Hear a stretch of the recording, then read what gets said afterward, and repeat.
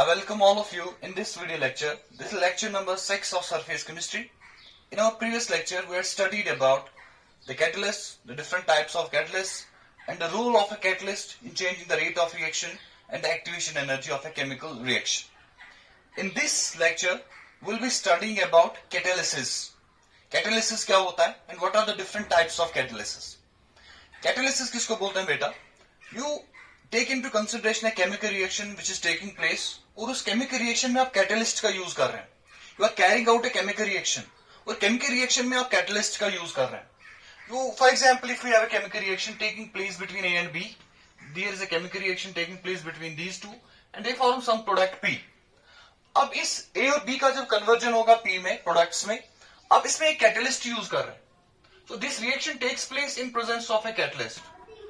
अब ये जो सारा प्रोसेस बनेगा, this entire process is termed as catalysis. So a chemical reaction or a process which involves the use of a catalyst, that is termed as catalysis. बेटा बात समझ में आई? A process, so we write the definition. A process involving the use of a catalyst. A process involving the use of a catalyst. Process involving the use of a catalyst is termed as catalysis. जिस process में आप catalyst का use करोगे वो the entire process termed as catalysis. अब ये जो catalyst है बेटा, दीज आर टू टाइप्स. इनके दो टाइप्स होते हैं. नंबर वन बोलते हैं होमोजेनस कैटालिस्ट, नंबर सेकंड बोलते हैं हेट्रोजेनस कैटालिस्ट. तो there are two types of catalyst. Number one is, इसके टाइप्स क्या है? Homogeneous catalyst. Number first is homogeneous catalyst and number second is heterogeneous catalyst. Number second is heterogeneous catalysis. There are two types of catalysts, homogeneous catalyst and number second is heterogeneous catalyst. We take a first one, that is homogeneous catalyst. Homogeneous catalyst क्या होता है बेटा?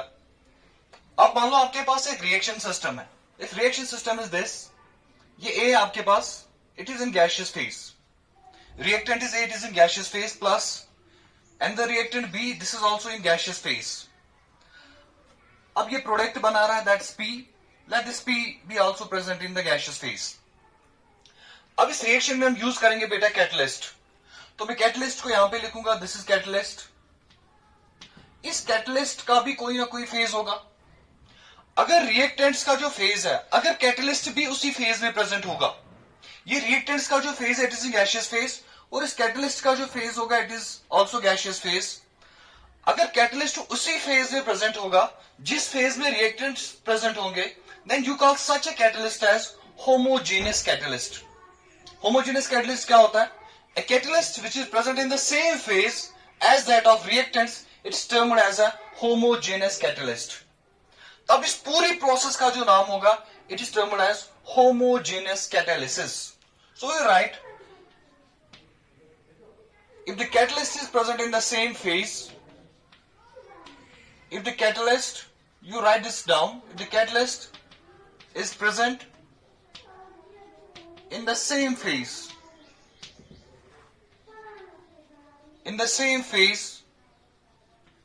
as that of reactants, it's termed as homogeneous catalyst. It's termed as homogeneous catalyst. इसको बेटा बोलते हैं homogeneous catalyst and the process is termed as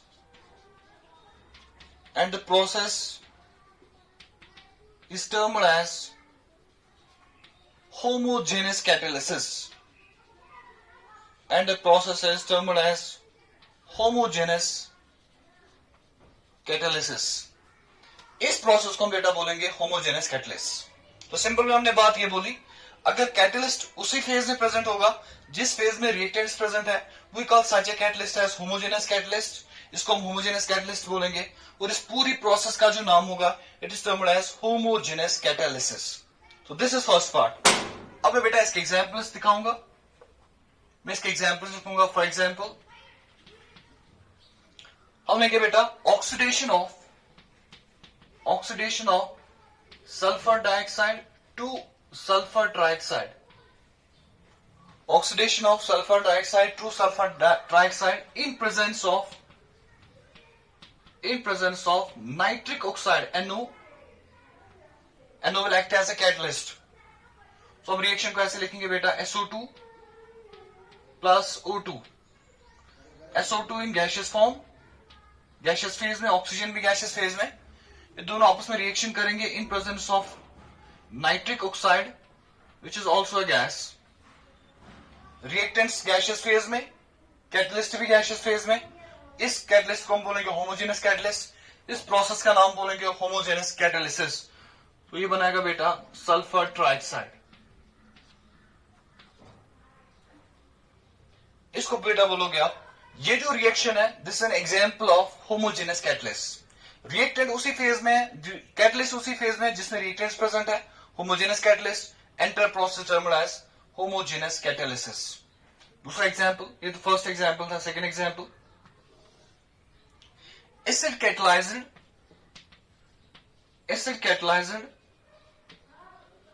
hydrolysis of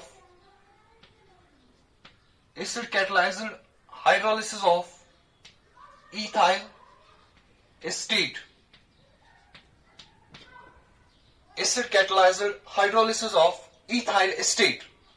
अगर हम बेटा ethyl acetate लेंगे, उसकी हाइड्रोलिसिस कराएंगे इन presence of N acid, is an example of homogeneous catalysis। हम लेंगे बेटा ethyl acetate CH3COC2H5। This is ethyl acetate। इसकी हाइड्रोलिसिस कराएंगे हम, वाटर लेंगे हम, इसका सोल्यूशन लेना आपको एक्वस, ये लिक्विड फेज में ही प्रेजेंट होगा। अब यहाँ पे आपको एसिड यूज करना है। जब आप एसिड बेटा यहाँ पे यूज करोगे, एसिड कौन सा आप यूज करोगे, यहाँ पे HCl आप यूज कर सकते हैं, प्रोटोनिक एसिड ले सकते हैं हम।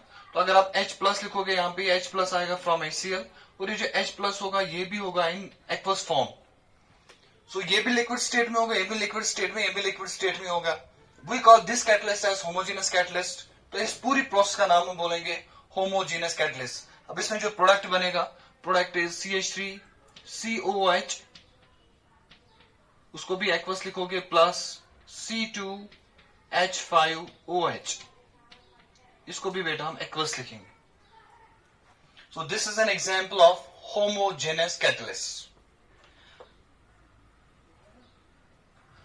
अब ये जो होमोजेनस कैटलिस्ट है, इस होमोजेनस कैटलिस्ट का अगर हमें मैकेनिज्म समझाना होगा, what is the mechanism of the homogeneous catalyst. इस होमोजेनस कैटलिस्ट का जो मैकेनिज्म है उसके लिए थियरी आती है। That theory is termed as intermediate compound formation theory. So we write theory of homogeneous catalyst। Theory of homogeneous catalyst. जो homogeneous catalyst है उसकी थियरी क्या है, उस थियरी का नाम है बेटा intermediate compound formation theory. Intermediate compound formation theory is the name of the theory। intermediate compound formation theory। theory of homogeneous catalyst क्या है, how does homogeneous catalyst takes place, इसके पीछे क्या डायनामिक्स है, उसके लिए थियरी है, that's called intermediate compound formation theory.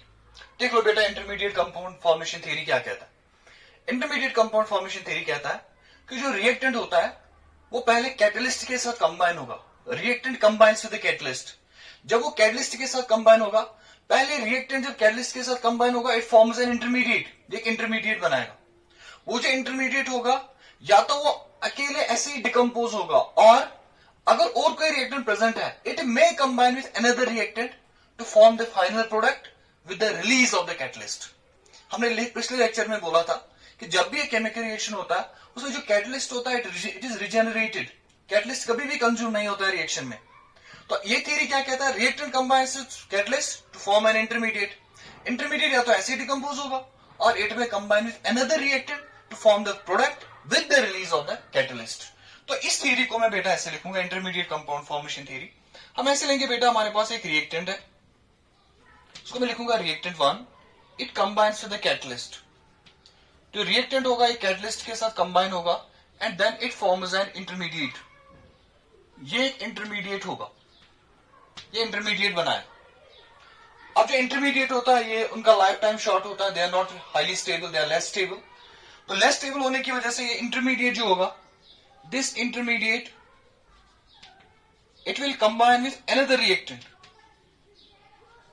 ये दूसरे रिएक्टेंट के साथ कंबाइन होगा, रिएक्टेंट सेकेंड हम लिख सकते हैं, या ऐसा भी हो सकता है कि इंटरमीडिएट यहीं पे डिकम्पोज हो जाए तो प्रोडक्ट डायरेक्टली बना दे। तो intermediate it may combine with reactant second to form the product. ये प्रोडक्ट बनाएगा प्लस और ये देगा with the release of a catalyst. Catalyst वापस निकलेगा। कैटलिस्ट इज रिजनरेटिव और कैटलिस्ट बिल्कुल वैसे के जैसे डाला था आपने वैसे ही वापस भी लाया। So this intermediate compound formation theory. In this theory we believe that a reactant enters into chemical combination with a catalyst to form an intermediate, which may either decompose as such or may combine with another reactant to form the final product with the release of the catalyst. This is intermediate compound formation theory. और इस intermediate compound formation theory में मैं ये example लूंगा, SO2 plus O2 gives NO plus twice SO3. इसको मैं example लूंगा, इसका समझाऊंगा क्या करना बेटा।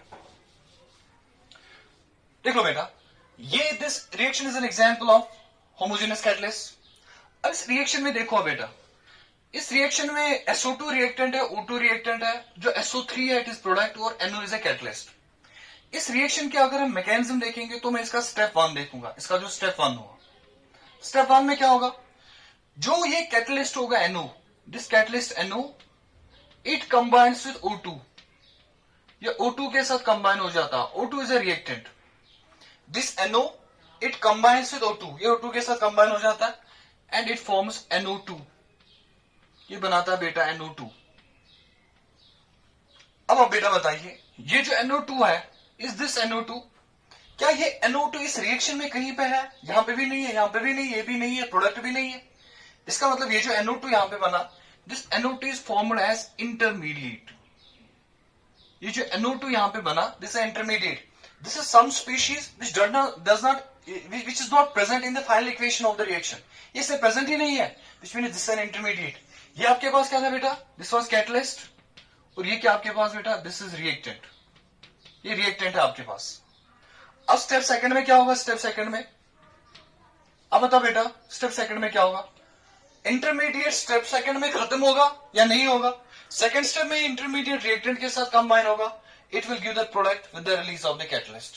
अब सेकंड स्टेप में इंटरमीडिएट लेंगे हम बेटा NO2 इन गैसियस फेज होगा ये, plus this NO2 now combines with SO2।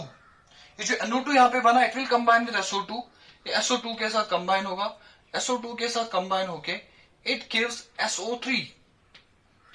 SO3 क्या बेटा इसमें, it is the final product. SO3 तो बनना चाहिए इसमें रिएक्शन में, SO3 is the final product, plus यहां पे क्या निकलेगा बेटा, you will get NO back, आपको वापस निकलेगा NO जो आपके पास कैटलिस्ट था। This is the catalyst. Catalyst regenerate हो गया और जो SO3 है आपके पास, this SO3 is the reaction product. तो फर्स्ट स्टेप में इंटरमीडिएट बना, सेकंड स्टेप में इंटरमीडिएट खत्म हो गया और प्रोडक्ट और कैटलिस्ट बना। This is intermediate compound formation theory, जो समझाता है कि होमोजेनस कैटलिसिस कैसे होता है। आई होप बेटा आपको ये समझ आया होगा कि होमोजेनस कैटलिस्ट क्या होता है, होमोजेनस कैटलिस्ट क्या होता है, और इसकी जो थ्योरी है इंटरमीडिएट कंपाउंड फॉर्मेशन थ्योरी, वो इंटरमीडिएट कंपाउंड फॉर्मेशन थ्योरी क्या कहता है। अब आप में से किसी ने मुझे पूछा था बेटा कि ये बताइए कि हमें कैसे पता चलेगा कि ये इंटरमीडिएट है या नहीं। बेटा इस इक्वेशन को आप देखो, जैसे SO2 O2 and this SO3 और ये NO है, क्या this is the final equation, क्या इस फाइनल केमिकल इक्वेशन में कहीं पे NO2 है? नहीं है। लेकिन ये तो रिएक्शन मैकेनिज्म में बन रहा है, रिएक्शन मैकेनिज्म में प्रेजेंट है, लेकिन फाइनल इक्वेशन में नहीं है। अगर फाइनल इक्वेशन में नहीं है but it appears in the reaction mechanism, then this species should be an intermediate species. इसका लाइफ टाइम कम होगा, दैट्स व्हाई जिस स्टेप में बनेगा इन सब्सिक्वेंट स्टेप ये डिकम्पोज होता है, इसका लाइफ टाइम कम होता है। This is homogeneous catalysis. अब ले रहे हैं बेटा second type, that is heterogeneous catalysis. अब हेट्रोजेनस कैटालिसिस थोड़ा सा आइडिया आया होगा आपको कि हेट्रोजेनस कैटालिसिस क्या हो सकता है। So we'll take up heterogeneous catalyst।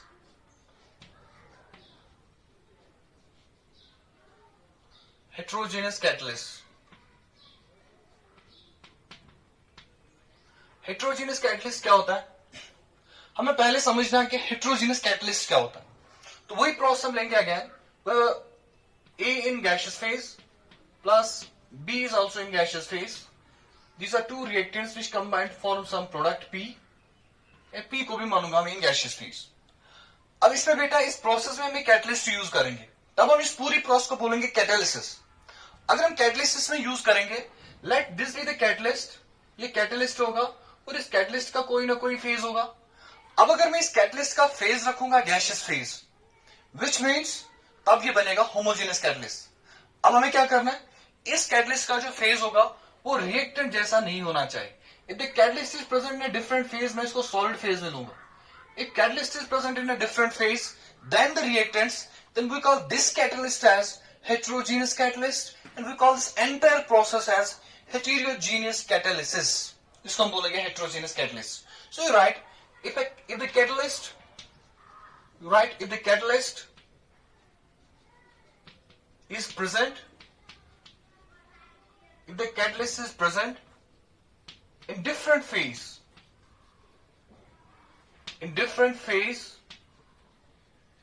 than the reactants, the catalyst is present in the different phase than the reactants, it's termed as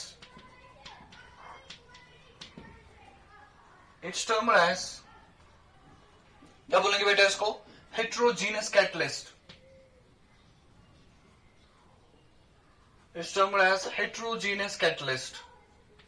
इसको हम बोलेंगे बेटा heterogeneous catalyst, and the process is termed as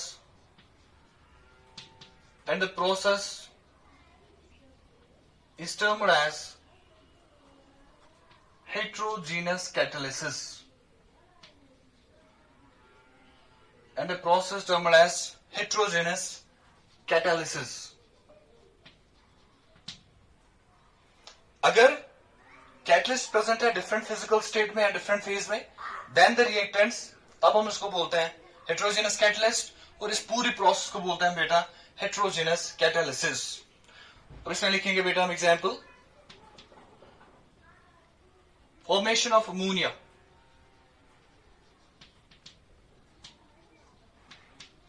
formation of NH3 by Haber's process, formation of ammonia by Haber's process. So we have N2, that's nitrogen gas, plus hydrogen, ये भी gaseous form में, these two combine in presence of iron catalyst। जो iron होगा वो होगा in solid phase, reactant जो है they are in gaseous phase, iron is present in solid phase, तो यहां पे बनेगा बेटा अमोनिया।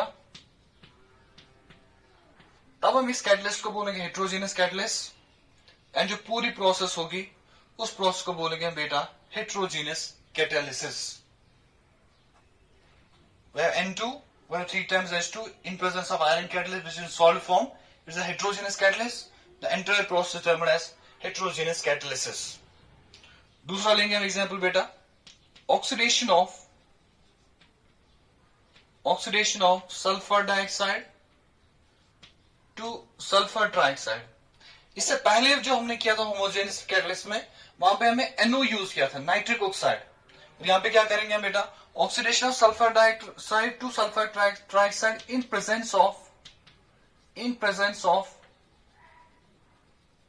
Presence of platinum. अगर आप यही ऑक्सीडेशन रिएक्शन कराओगे, सल्फर डाइऑक्साइड का रिएक्शन कराओगे, oxidation reaction, but in presence of a platinum catalyst, platinum जो होगा it is in solid phase, जो रिएक्टेंट्स है they are in gaseous phase, this it means जो प्लैटिनम होगा it would be heterogeneous catalyst, तो जो प्रोडक्ट बनेगा प्रोडक्ट इज SO3। ये जो प्रोसेस है these are heterogeneous catalysis process. अब हमें क्या करना है, जैसे हमने होमोजेनस के लिए बेटा बोला कि होमोजेनस के लिए एक थ्योरी है that's called intermediate compound formation theory. अब हेट्रोजेनस के लिए क्या थ्योरी है वो चीज को हम समझेंगे, थ्योरी ऑफ हेट्रोजेनस कैटलिस्ट, उस चीज को हम समझेंगे।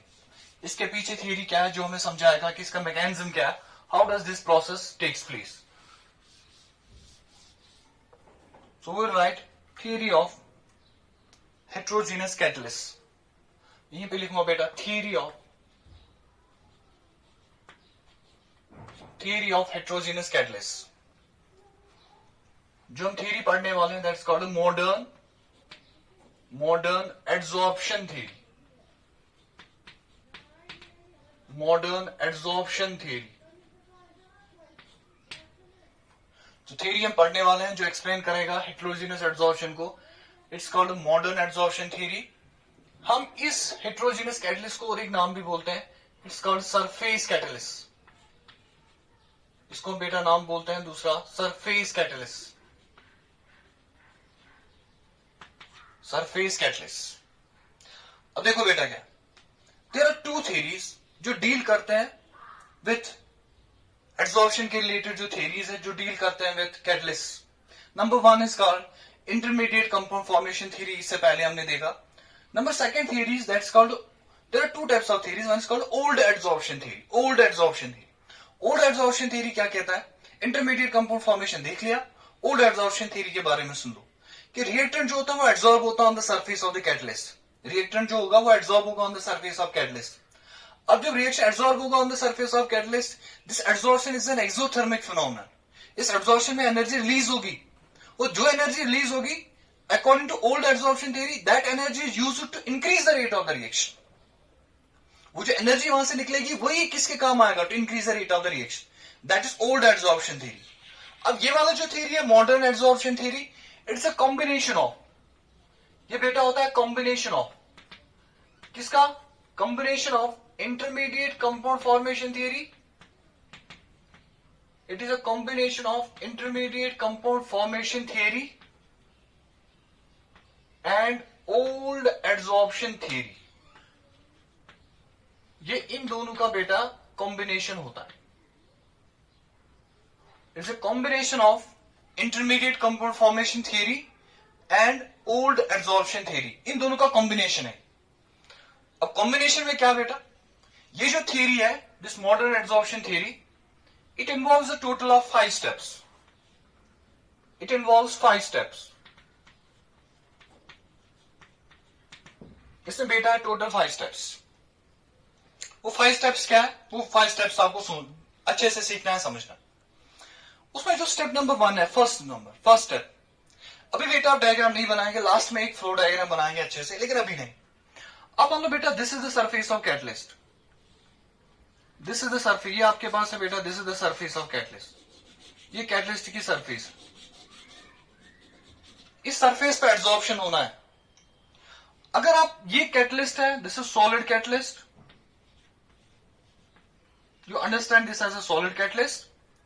अब आपके पास जो रिएक्टेंट्स है, अब मान लो बेटा रिएक्टेंट्स है आपके पास N2 प्लस H2. N2 और H2 का रिएक्शन कराओगे तो प्रोडक्ट बनेगा अमोनिया, तो product formation will be ammonia. लेकिन ये जो रिएक्शन होगा N2 प्लस H2, ये होगा on the surface of iron. Iron की सरफेस पे रिएक्शन होगा. तो फर्स्ट स्टेप आपको क्या करना है, ये जो रिएक्टेंट्स है N2 एंड H2, इनको लेके जाना है on the surface of the catalyst. The first step would B, आपको नाइट्रोजन और हाइड्रोजन जो आपके रिएक्टेंट्स है, इनको आपको लेके जाना है on the surface of the catalyst. So first step would B diffusion of reactants on the surface of the catalyst. पहले इनको यहां तक पहुंचाना है, और आपको क्या करना है, जो रिएक्टेंट्स है उनको कहां पे ले जाना है बेटे? On the surface of the catalyst. So number first is diffusion of reactants. Diffusion of reactants on the surface of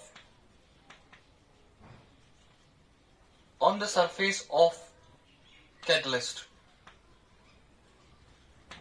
Number first step would be the diffusion of reactants on the surface of the catalyst.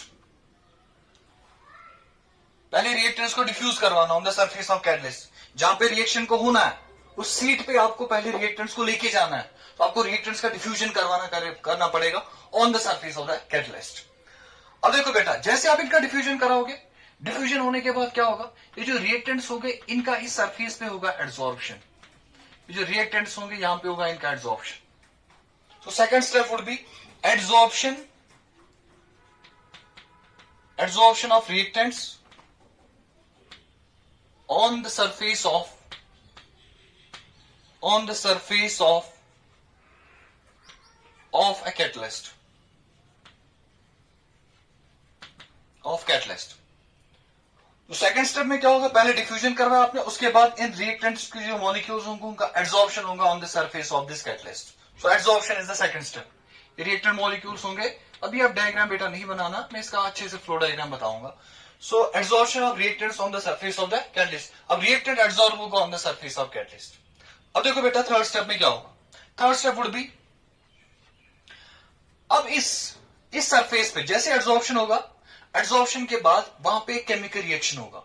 Occurrence of a chemical reaction on the surface of a catalyst. जो catalyst की surface है उस पे एक chemical reaction होगा, लेकिन वो chemical reaction होगा with the formation of an intermediate. वहां पे एक इंटरमीडिएट बनेगा पहले. Before the formation of product there is formation of an intermediate. So third step would be occurrence of a chemical reaction. Occurrence of a chemical reaction on the catalyst surface. Occurrence of a chemical reaction on the catalyst surface. जो chemical reaction होगा वो होगा on the catalyst surface through the formation of an intermediate. Through the formation of an intermediate.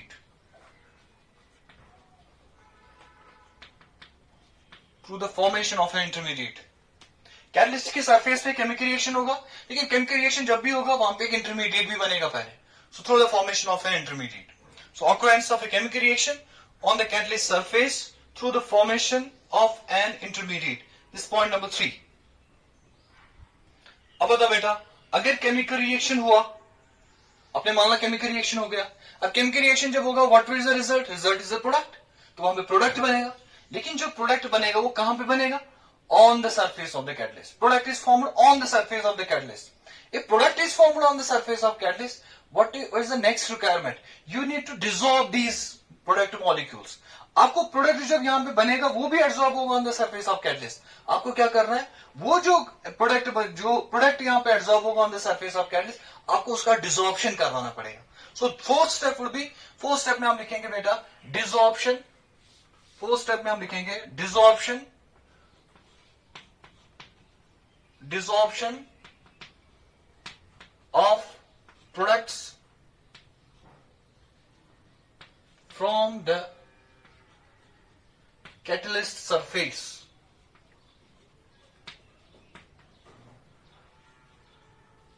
Desorption of products from the catalyst surface. जो catalyst surface पे product बनेगा उसका desorption करवाना, उसको उस सरफेस से हटाना के कहीं से डिसॉर्प्शन करवाना.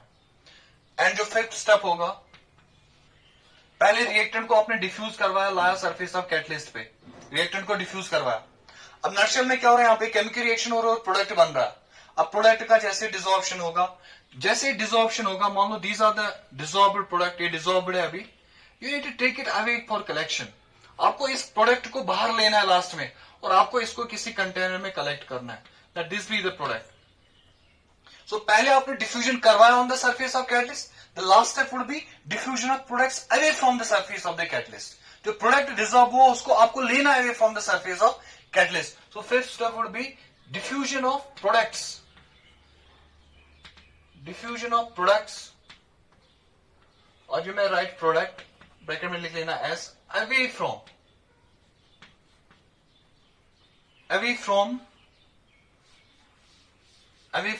the surface of catalyst. Away from the surface of catalyst. Diffusion of products away from the surface of catalyst. So these are the 5 steps which are included in the theory of heterogeneous catalysts, and these 5 steps are in accordance with modern adsorption theory. अब मैं बेटा इसी को represent करूंगा, flow diagram से दिखाऊंगा. इसको बेटा समझ लेना है, इजी भी है, मुश्किल बिल्कुल भी नहीं. देखिए बेटा फर्स्ट हम क्या दिखाएंगे, इसका जो फ्लो डायग्राम होगा वो याद रखेंगे आप, या चलो ऐसे ही बताएंगे. आपने पढ़ा बेटा जो डी ब्लॉक एलिमेंट्स में होते हैं, ट्रांजिशन एलिमेंट्स जो होते हैं, ट्रांजिशन एलिमेंट की सरफेस पे प्रेजेंट होते हैं surface valencies.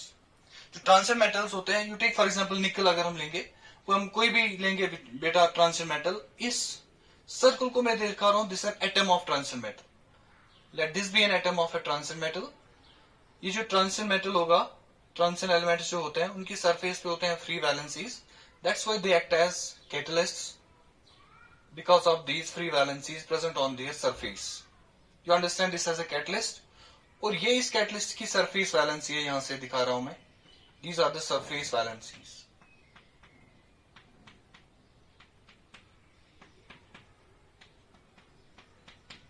These are the surface valencies. ये कैटलिस्ट। अब अगर ये कैटलिस्ट है बेटा, आपको क्या करना है, आपने यहां से रिएक्टेंट लिया है। रिएक्टेंट इज, याद रखना बेटा, reactant is A plus reactant is B. A and B are reactants.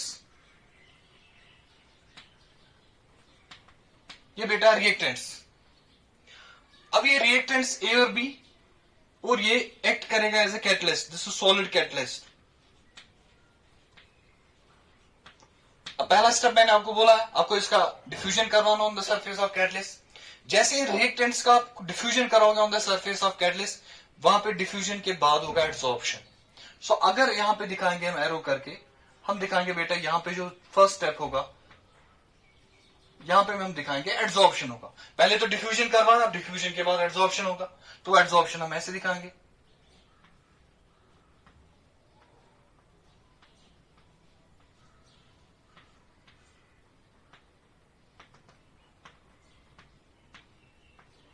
यहां पे दिखाएंगे हम बेटा, यहां पे एड्सॉर्प्शन हो गया। दिस इज ए हो गया एड्सॉर्ब, और बी भी एड्सॉर्ब हो। रिएक्शन करवाना है बिटवीन ए एंड बी। वो जो कैटलिस्ट होता है, catalyst provides a seat for a chemical reaction. ये एक केमिकल रिएक्शन को एक सीट जैसे देता है, सरफेस प्रोवाइड करता है जहां पे केमिकल रिएक्शन होगा। सो ए और बी यहां पे एड्सॉर्ब हो गए। अब जब एड्सॉर्ब हो गया, आप बताओ बेटा इसके बाद क्या होगा। एड्सॉर्प्शन के बाद हमने बोला था there is a chemical reaction, लेकिन वो जो केमिकल रिएक्शन होगा उसमें पहले एक इंटरमीडिएट बनेगा। तो यहां पे भी एक इंटरमीडिएट बनेगा। इंटरमीडिएट फॉर्मेशन में ऐसे दिखाऊंगा बेटा, अभी भी कैटलिस्ट ही है। अब यहां पे इंटरमीडिएट बनेगा। यहां पे ए और बी के बीच में कोई इंटरेक्शन हमने नहीं दिखाया, लेकिन अब हम दिखाएंगे दिस इज ए और बी के बीच में हम इंटरेक्शन दिखाएंगे, ए एंड बी। यहां पे दिस इज एन इंटरमीडिएट, ये बनेगा बेटा इंटरमीडिएट। अब मैंने बोला था पहले प्रोडक्ट तो बनेगा, but with the formation of an intermediate. Intermediate बन गया। अब जब इंटरमीडिएट बनेगा, उसके बाद क्या होगा बेटा, इंटरमीडिएट के बाद केमिकल रिएक्शन हो। Intermediate is a part of a chemical reaction. Chemical reaction हो रहा है, इंटरमीडिएट बना, intermediate decomposed form the product. अब यहां पे क्या होगा, अब ये जो प्रोडक्ट बनेगा, इसमें देखो बेटा ए अलग है, बी अलग है। ए भी एक रिएक्टेंट है, बी भी एक रिएक्टेंट है। जैसे यहाँ पे सरफेस पे ए और बी में इंटरमीडिएट बनेगा, वहां पे अब नया बॉन्ड बनेगा बिटवीन ए एंड बी, और ए और बी इकट्ठे कंबाइन होकर फॉर्म ए प्रोडक्ट। तो मैं यहां पे लिखूंगा ए और बी के बीच में बॉन्ड बनेगा। ये जो ए और बी है, दिस इज प्रोडक्ट। प्लस क्या निकलेगा बेटा, यहां से वापस निकलेगा कैटलिस्ट इज रिजेनरेटेड। जो कैटलिस्ट आपने यूज किया था for this process, that catalyst will be regenerated. Catalyst वैसे का वैसा ही वापस आएगा।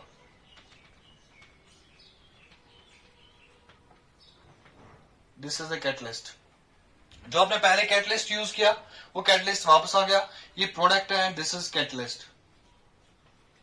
Catalyst is regenerated. जो कैटलिस्ट होगा वो तो रिजेनरेट हो गया। So this is the mechanism of heterogeneous catalyst. Heterogeneous catalyst का जो mechanism है, this illustrates its mechanism. अब इस थ्योरी से हमें एक चीज पता तो चलता है कि एक कैटलिस्ट जो होता है, it is recovered unchanged in mass and composition. क्या इस पूरे फिनोमिनन में इस कैटलिस्ट का कुछ हो रहा है? कुछ भी नहीं हो रहा है। This catalyst just provides a seat for the chemical reaction. एक सीट जैसे देता है, सरफेस प्रोवाइड करता है केमिकल रिएक्शन होने के लिए, लेकिन कैटलिस्ट का खुद कुछ भी नहीं होता। So this theory explains that why catalyst remains unchanged in mass and composition after the reaction is over. It also explains one more thing, why catalyst is required in small quantities. Catalyst small quantities में क्यों ही चाहिए? क्योंकि जो catalyst होता है, it is regenerative. ये जैसे ही reaction complete होगा, इट इज गेट्स रिजेनरेटेड। जैसे रिजेनरेट होगा तो आपको ज्यादा कैटलिस्ट लेने की जरूरत नहीं है। You can only take a very pinch of catalyst, और वो इफेक्टिव होगा इन कैटलाइजिंग के केमिकल रिएक्शन। और एक पॉइंट याद रखो, इस थ्योरी से हमें दो चीजों का आंसर नहीं निकलेगा, that is the rule of catalytic poisons and promoters. इस थ्योरी में कहीं पे भी आप इस चीज का आंसर नहीं निकालोगे कि जो रूल ऑफ कैटलिटिक पॉइजन्स होता है वो कैसे होता है, जो रूल ऑफ कैटलिटिक प्रमोटर्स होता है वो कैसे होता है। You can not explain that, but you can explain why catalyst is remains unchanged in mass and composition. Why it is used in small amounts? You can explain this with this modern adsorption theory. So ये हो गया बेटा about this heterogeneous catalyst. अब देखो बेटा क्या है, जो solid catalysts होते हैं, solid catalysts के बारे में एक दो पॉइंट्स बताऊंगा. प्लीज रिमेंबर देम, इंपॉर्टेंट है वो. There are two important features of solid catalysts. Solid catalysts जो होते हैं उनके दो important features होते हैं. Important features of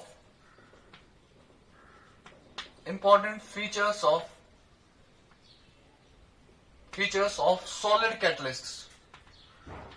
जो solid catalysts होते हैं उनके क्या important features है? Number one is called activity. Number one is activity. Activity क्या होता है बेटा? एक कैटलिस्ट की कितनी एबिलिटी है to accelerate the rate of a reaction. It is the ability of a catalyst to accelerate the rate of a reaction. एक catalyst की कितनी एबिलिटी है to increase the rate of a reaction, to accelerate the rate of a reaction. That ability of the catalyst is termed as it is activity. So it is the ability of a catalyst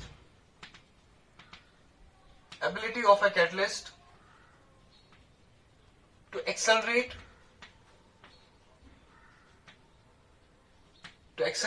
the rate of a chemical reaction. The rate of a chemical reaction. It is the ability of a catalyst to accelerate the rate of a chemical reaction. उसको हम बेटा बोलते हैं activity. और जो एक solid catalyst होता है वो कितनी एक्टिविटी दिखा सकता है? A catalyst can increase the rate by. A catalyst can increase. मैं सॉलिड कैटलिस्ट की बात कर रहा हूं. इंक्रीज द रेट बाय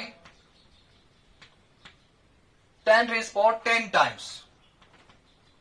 अगर आप एक रिएक्शन को करोगे in absence of a catalyst उसका कुछ रेट होगा, लेकिन अगर आप उसी रिएक्शन को कैटलिस्ट यूज करोगे उसकी रेट बढ़ेगी. If it's a solid catalyst can increase the rate 10⁻10 times, which means 10 billion times. It can increase the rate by this much of extent. और जो एक कैटलिस्ट की activity होती है, that is the ability to accelerate the rate of reaction, to a large extent it depends upon its strength of chemical adsorption.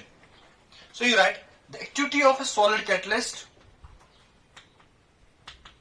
the activity of a solid catalyst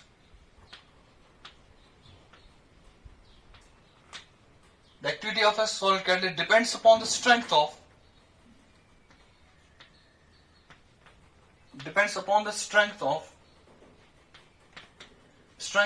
chemical adsorption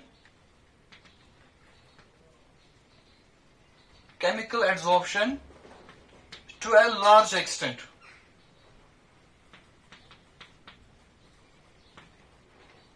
जो एक solid catalyst की activity होती है वो किस पे depend करती है? Strength of chemical adsorption. तो केमिकल एड्सॉर्प्शन कितनी दिखाएगा? टू लार्ज एक्सटेंट, मतलब जितना केमिकल एड्सॉर्प्शन दिखाएगा उतना उसका एक्टिविटी भी ज्यादा होगा. तो दिस इज एक्टिविटी. एक्टिविटी क्या बेटे? मतलब एक कैटलिस्ट की कितनी एबिलिटी है to accelerate the rate of reaction. एक कैटलिस्ट कितनी एक्टिविटी को इंक्रीज कर सकता है? 10⁻10 टाइम्स. तो जो एक्टिविटी होती है it is directly linked with the strength of chemical adsorption. इन चीजों को याद रखें. Besides these, activity of a solid catalyst also depends upon the specific area. It also depends upon the surface area. It also depends upon the particle size. तो इन चीजों को छोड़ के मैंने यहीं पे लिखा to a large extent it depends upon the chemical adsorption. तो ये बेटा एक्टिविटी ऑफ ए कैटलिस्ट. अब देखो बेटा नंबर सेकंड क्या है? नंबर सेकंड इज, मैं इसी में एक एग्जांपल भी बताऊंगा बेटे. पहले अगर मैं लूंगा बेटा there is a reaction between hydrogen, आपने लेना हाइड्रोजन एंड ऑक्सीजन. अगर आप हाइड्रोजन और ऑक्सीजन लोगे बेटा, इन दोनों को आप, इनके मिक्सचर को आप स्टोर कर सकते हैं for a very large time. But in दोनों को स्टोर करना है in the absence of a catalyst. आपको कैटलिस्ट वहां पे नहीं रखना है. अगर आप विदाउट कैटलिस्ट इन दोनों को आपस में स्टोर करोगे, ये रिएक्शन की रेट जो होती है इनके बीच में वाटर बनाने की जो रेट होगी दैट इज एक्सट्रीमली लेस. इतना लेस होगा कि आपको कुछ होता हुआ नहीं दिखेगा. लेकिन अगर आप इन दोनों को ये आपस में रिएक्शन कराओगे, अगर आप इन दोनों को स्टोर करोगे in presence of platinum as catalyst, अगर आप प्लैटिनम यूज करोगे तो यहां पे वाटर बनेगा, वाटर इज फॉर्मड. तो अगर यहां पे वाटर बनेगा, वो जो रिएक्शन होगा, this reaction it becomes violet. जो रिएक्शन होता है इट बिकम्स वायलेट. क्यों बनता है? It becomes an explosive type of reaction. क्यों रिएक्शन होगा explosive type? Because this platinum will act as a catalyst and it's activities in the range of 10⁻10 times. तब ये जो रिएक्शन होगा it goes pretty fast. So this is linked with the activity of the catalyst. अब जो number second होता है solid catalyst का, that is called selectivity. Selectivity का मतलब क्या होता है बेटा? It is the ability of a catalyst. एक कैटलिस्ट की एबिलिटी कि वो एक पर्टिकुलर रिएक्शन को, किसी केमिकल रिएक्शन को डायरेक्ट करेगा, direct to yield a particular product. It's the ability of a catalyst. It is the ability of a catalyst to direct a chemical reaction, to direct a chemical reaction to give some desired product, to give some desired product. एक catalyst की कितनी ability होगी कि वो एक chemical reaction को लेगा to some, we don't write desired product, we write particular product, some particular product, particular product. एक केमिकल रिएक्शन को डायरेक्ट करना टू गिव और to yield some particular product, we call that ability of the catalyst as it selectivity. उसको हम बेटा बोलते हैं selectivity. तो सिलेक्टिविटी दिखाता है कि एक कैटलिस्ट जो होता है वो किसी केमिकल रिएक्शन को किस डायरेक्शन में लेगा, कौन प्रोडक्ट देगा, वो डिपेंड करेगा कि आप कैटलिस्ट क्या यूज कर रहे हैं. मैं एग्जांपल बताऊंगा बेटा. आप लोगों बेटा carbon monoxide and hydrogen CO+H2 both are in gaseous form. इन दोनों का रिएक्शन अगर आप कराओगे in presence of nickel as catalyst, तब जो प्रोडक्ट बनेगा इट इज मीथेन. जो प्रोडक्ट बनेगा वो मीथेन बनेगा, plus you will get water in presence of nickel catalyst.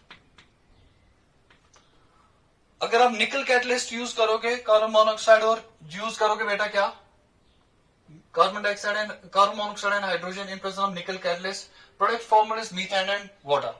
अब देखो नंबर सेकंड, अगर आप यही दो रिएक्टेंट्स लेंगे, यही दो रिएक्टेंट्स, इनका रिएक्शन कराओगे आप इन प्रेजेंस ऑफ कॉपर, लेकिन यूज करोगे ZnO और Cr2O3b, ये कैटलिस्ट आप यूज करोगे. This are metallic oxides. Metallic oxides can also be used as catalyst. ये कैटलिस्ट यूज करेगा तो तब जो प्रोडक्ट देगा इट गिव्स बेटा एल्डिहाइड HCHO, या एल्डिहाइडिक प्रोडक्ट देगा. This gives it gives alcohol. Wait this beta. It gives CH3OH. ये अल्कोहल देगा बेटा 4 times S. It gives CH2H. तो अगर आप Cu करोगे use, Cu ZnO in presence of Cr2O3, तब जो प्रोडक्ट बनेगा इट इज CH2OH. तो यहाँ पे देखो रिएक्टेंट्स तो दोनों में सेम है, लेकिन डिफरेंस है कैटलिस्ट का. Different catalyst is gives different products. Number 3 बेटा इसमें हम लेंगे, if we take carbon monoxide, H2E लेंगे हम in presence of a gas, H2E लेंगे हम बेटा. अगर हम लेंगे in presence of copper only copper लेंगे हम, it gives aldehyde. बेटा aldehyde देता है. So जो product of reaction होता है, it depends upon the type of catalyst which you are using. So this property of catalyst in which it directs a chemical reaction to give some desired or a particular product, this ability of the catalyst or solid catalyst, it's termed as its selectivity. इसको हम उस catalyst की क्या बोलते हैं बेटा, selectivity. तो ये बेटा आपको याद रखना.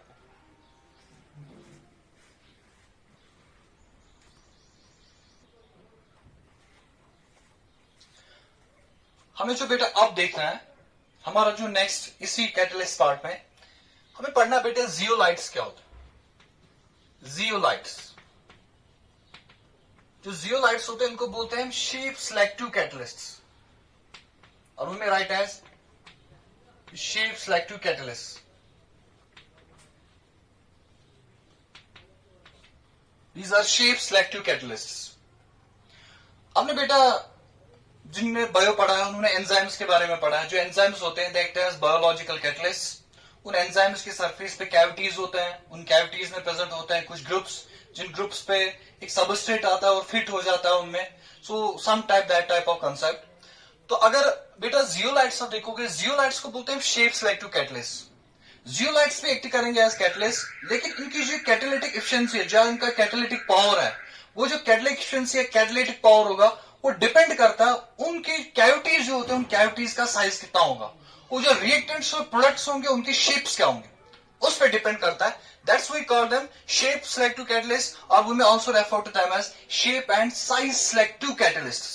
इनको हम बोल सकते हैं shape and size selective catalyst. Biological systems में, in biological systems we use enzymes as catalyst.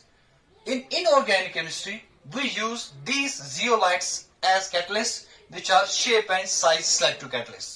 तो ये zeolites होते क्या बेटा? These are actually three-dimensional silicates.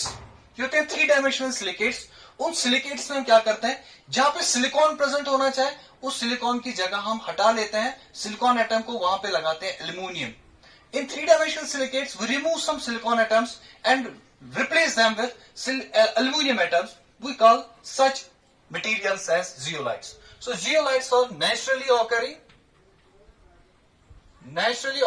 or synthetic. Naturally occurring or synthetic micropores. इनका जो स्ट्रक्चर होता है that is micropores. Micropores aluminosilicates. These are naturally occurring or synthetic aluminosilicates of the general formula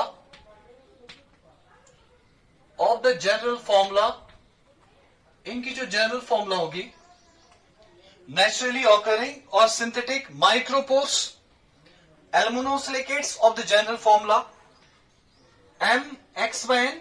ऐसे लिख लेना, सबस्क्रिप्ट X/N, फिर bracket लिख लेना बेटा AlO2 X टाइम्स, फिर लिख लेना बेटा SiO2 Y टाइम्स, ब्रैकेट के बाहर M times water. This is the general formula of silicates, sorry general formula of zeolites. MX/N, AlO2 X times, SiO2 Y times, M times water. अब देखो इसमें M क्या होता है.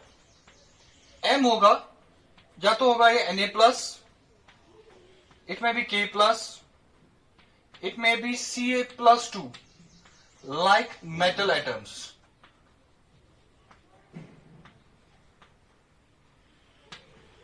These are Na+, K+, calcium 2+, like metal atoms. ये तो क्या है बेटा. अब इसमें जो N है, N क्या होता है? N is valency of, जिसमें N है बेटा, valency of metal atom.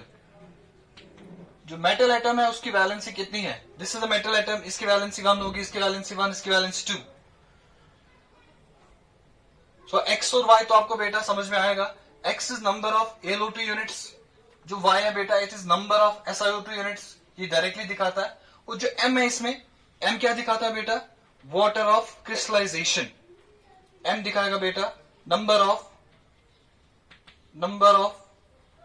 molecules of water. और ये जो वाटर प्रेजेंट होगा, it is present as water of crystallization. क्या होगा बेटा present? As water of crystallisation. So ये जो M यहां पे दिखाता है, it shows the water molecules का नंबर कितना हो गया. This water is present as water of crystallisation.